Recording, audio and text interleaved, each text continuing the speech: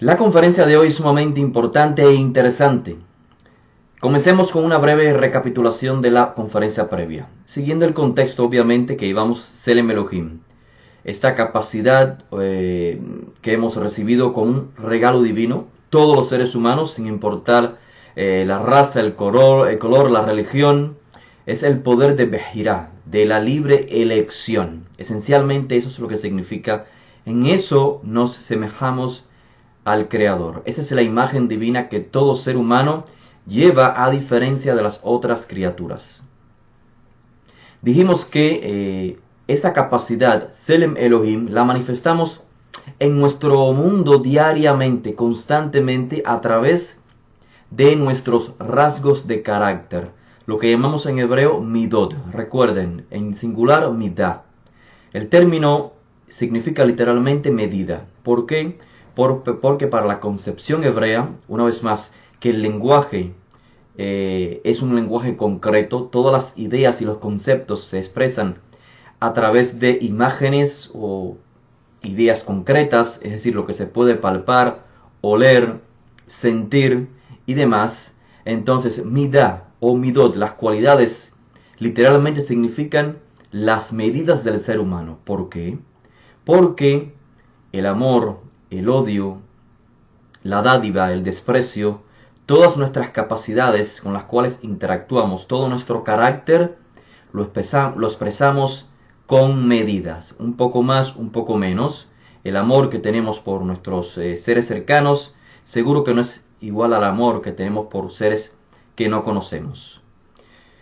Siguiendo entonces el orden de Bereshit, porque estamos desarrollando las conferencias bajo un contexto en lo que se llama la Torah, o se conoce popularmente como los 5 libros de Moisés. Hasta ahora hemos estado hablando de Bereshit. ¿Cuál es el mensaje de Bereshit? Me refiero a los primeros capítulos antes de finalizar este libro.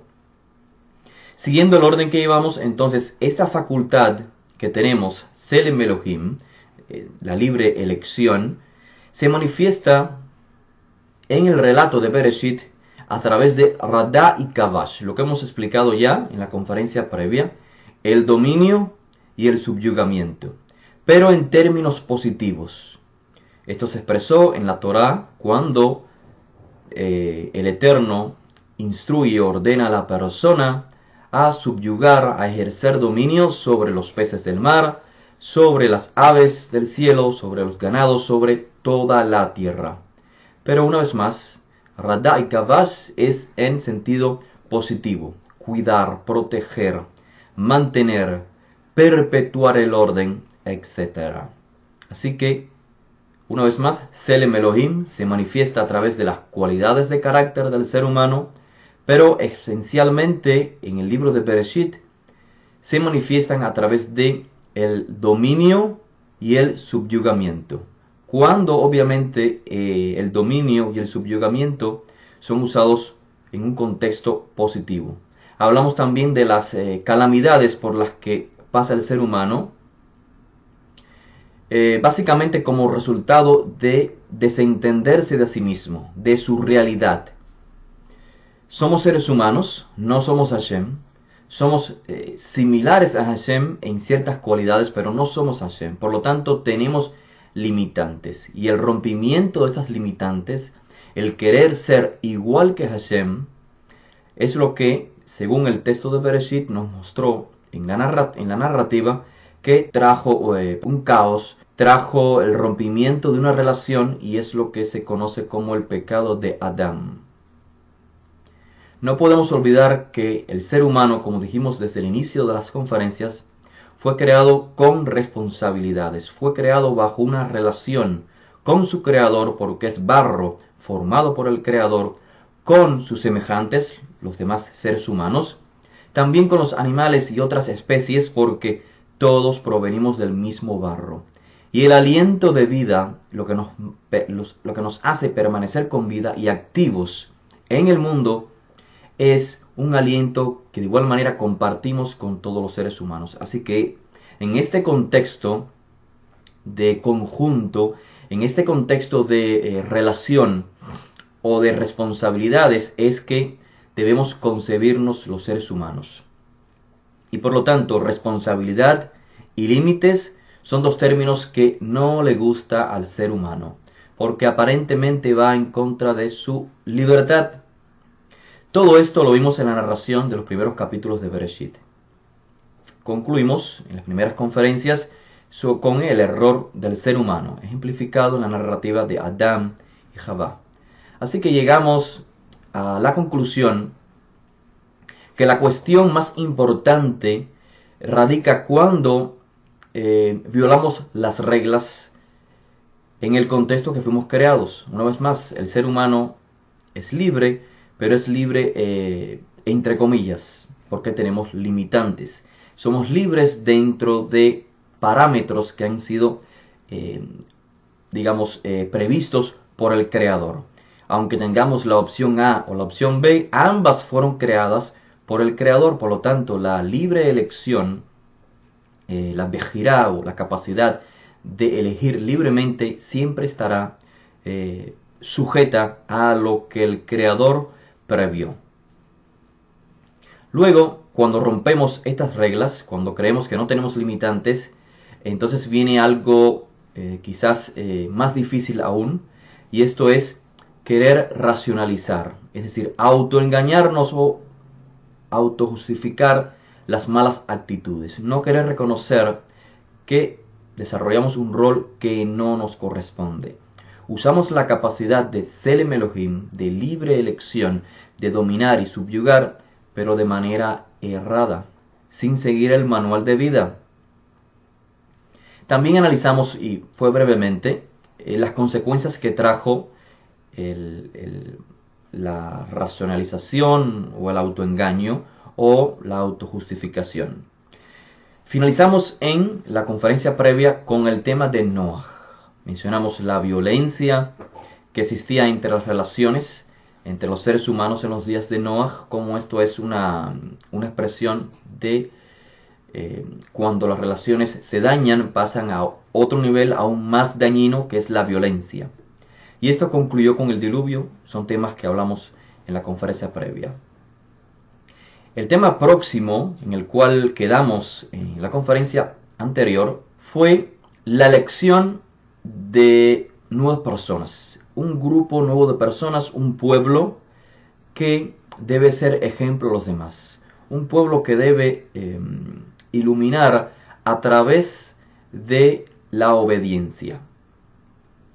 Quiero decir que Hashem, el Creador, se manifestará a través de este pueblo. La divinidad se manifestará a través de regulaciones, a través de reglas. O sea, la manera de rectificar el error cometido en el Gan Eden es no solamente reconociendo el error, sino reparándolo. Y una vez que lo reparamos, pues tenemos que estar capacitados para que no vuelva a ocurrir lo que pasó en el Gan Eden, que se extendió hasta los días de Noah. Ese es el contexto de Am Israel, pero veámoslo de manera gradual, poco a poco. Finaliza el libro de Bereshit, o sea, Génesis, y después viene Éxodo, una nueva historia. Y esta historia de Éxodo, Levítico, Número y Deuteronomio, es la historia de la etnia israelita.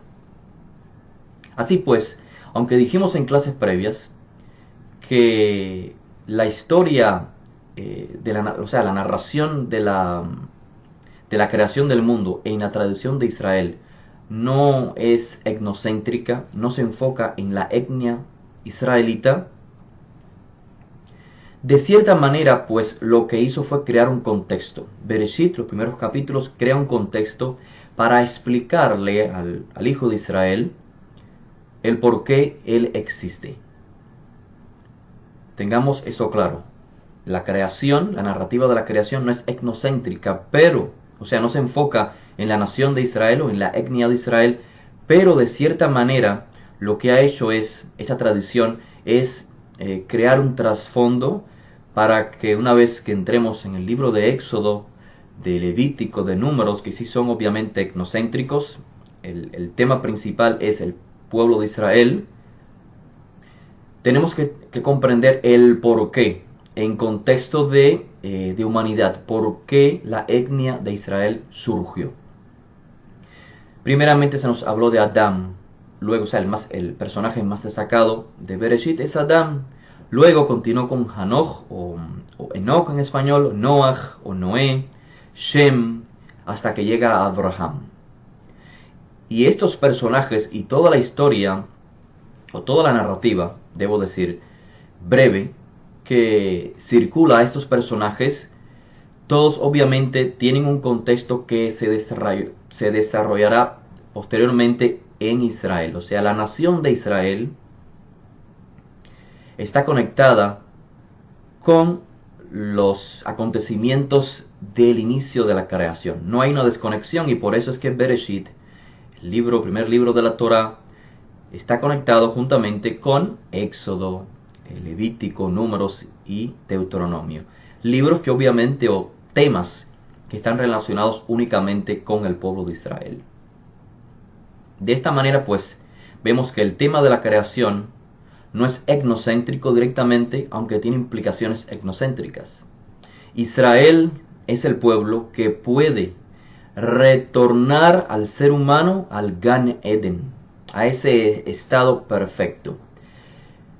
Israel, debo aclarar que el texto de la Torá y también los profetas lo dicen una y otra vez. Israel no es la mejor etnia del mundo, no se destaca por ser los mejores seres humanos, los más capacitados, los más inteligentes, no. Israel se destaca por su compromiso, porque se ha comprometido con ser un benefactor para el resto de la humanidad. Es decir, volver la creación como al principio.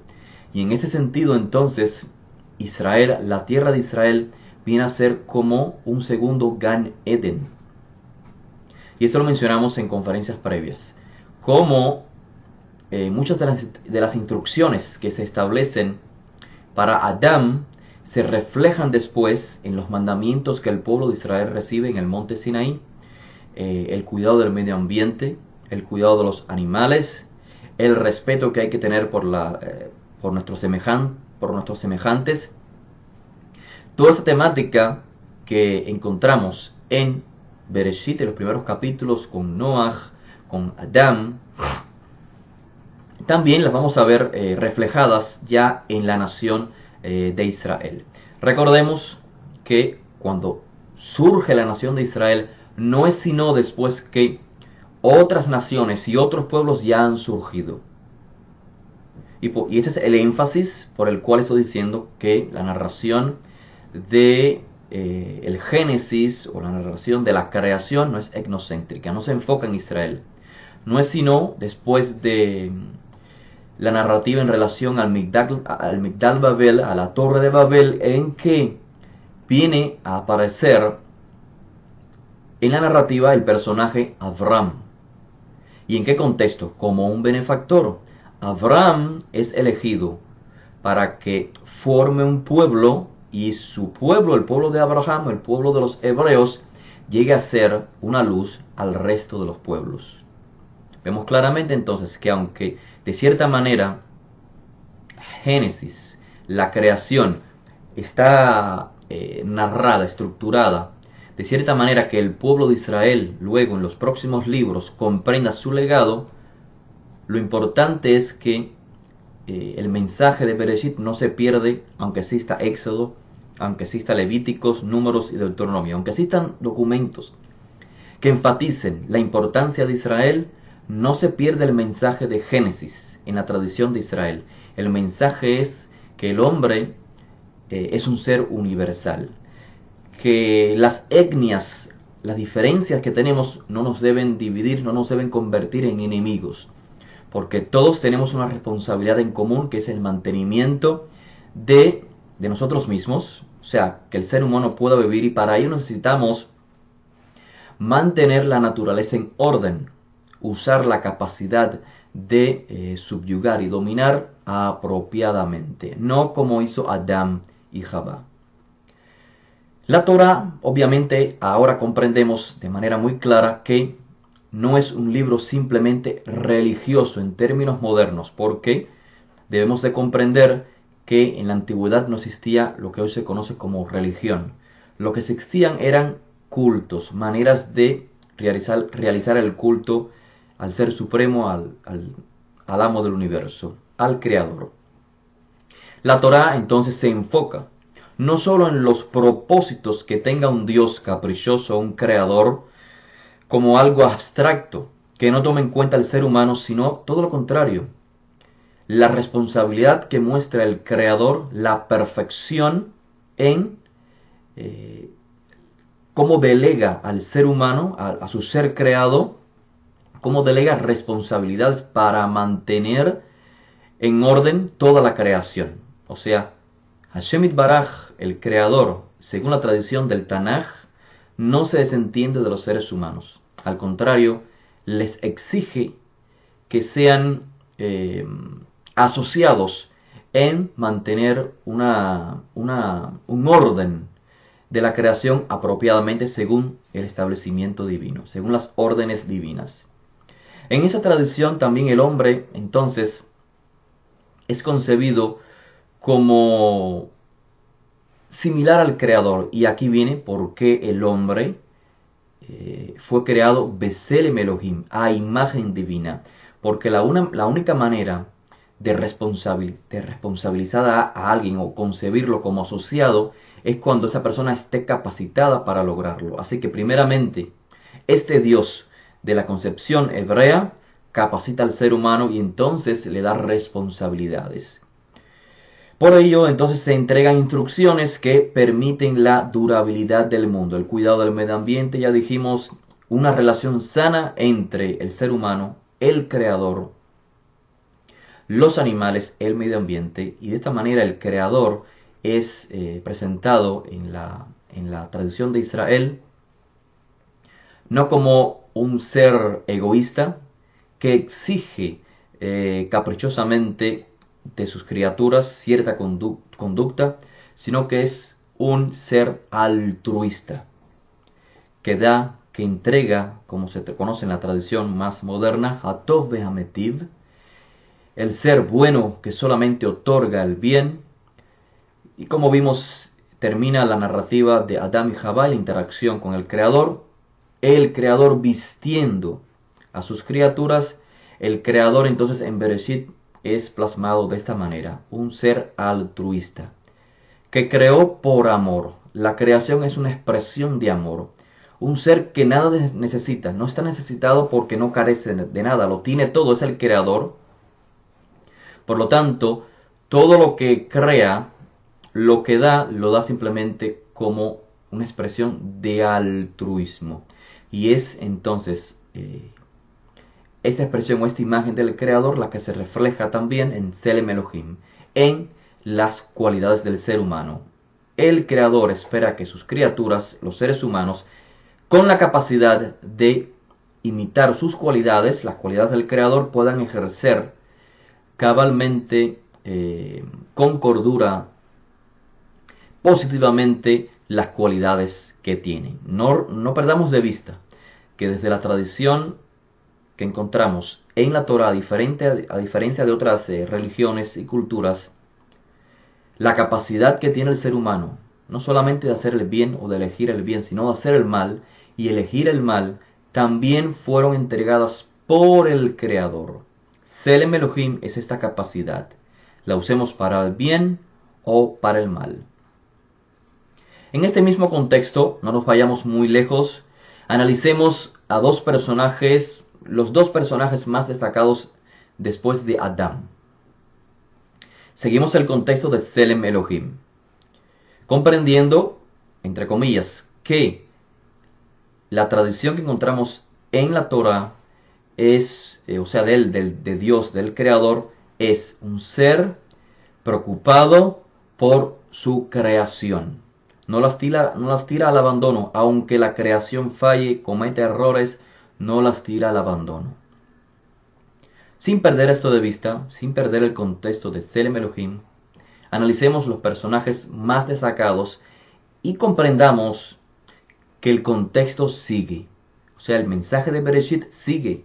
Continuará en Shemot o en Éxodo, en Vaikra, en Levíticos, en Bemidbar, en Números, etcétera, etcétera. Lo veremos en todas las parashiot, en todos los libros de la Torá, inclusive en los profetas. El mensaje sigue presente, pero obviamente con diferentes personajes. Por supuesto, no vamos a entrar en todos los personajes porque no es el objetivo. El objetivo es acentuar que el mensaje no se pierde de vista y que aún en el primer siglo, cuando nuestro maestro Rabbi Yoshua se manifiesta como maestro, como líder espiritual en la nación de Israel, el mensaje sigue presente. El mensaje, el contexto de Tselem Elohim, la capacidad de hacer el bien, porque una vez más es la realidad de nuestra existencia. Queremos vivir, queremos perpetuar este mundo, tenemos que dejarnos guiar por el Ser Supremo y por lo que ha revelado a sus profetas. Así que en este contexto veamos los personajes que continúan después de Adán, los más destacados: Noah y Abraham. Pero veamos cómo la Torá nos lo presenta como una persona, digamos, en el caso de Noah, sí es un tzadik, es una persona buena, justa, correcta, pero que así como Adán no tiene la capacidad de corregir los daños de generaciones previas. Hagamos esta comparación entre Noah y Abraham, comprendiendo la capacidad de cada uno de ellos, y esto nos ayudará a comprender también el por qué Abraham es elegido para ser la nación que ilumine a las demás, para reparar el error de Adán. Porque Noah, por muy justo que fue, no tuvo las capacidades necesarias. Veámoslos. Veamos estos dos personajes. Lo primero que podemos ver en ambos es la responsabilidad que cada uno toma ante el llamado divino. Porque ambos son, digamos, contactados por el Creador para una función en particular. Veamos cómo es la respuesta de cada uno de ellos. ¿Cuál es la responsabilidad que cada uno desarrolla? Por supuesto, el texto de la Torá nos crea esta conexión entre ambos personajes al usar términos similares. Por ejemplo, en el caso de Noah, el texto dice que Hashem Itbaraj, el Creador, le dice a Noah: Hacé leja teivá, haz para ti un arca. Y en el caso de Abraham, Hashem se manifiesta a Abraham y le dice: Lej leja, vete para ti mismo. Hay una gran similitud entre ambos, entre el llamado de ambos. En Noah se le dice Hacé leja teivá, a Abraham se le dice Lej leja. ¿Cuál es la gran diferencia? Hacé leja teivá, haz para ti un arca, está implicando, por supuesto, un beneficio propio, únicamente para Noah y los suyos, para nadie más. Aunque obviamente el texto nos creó un contexto.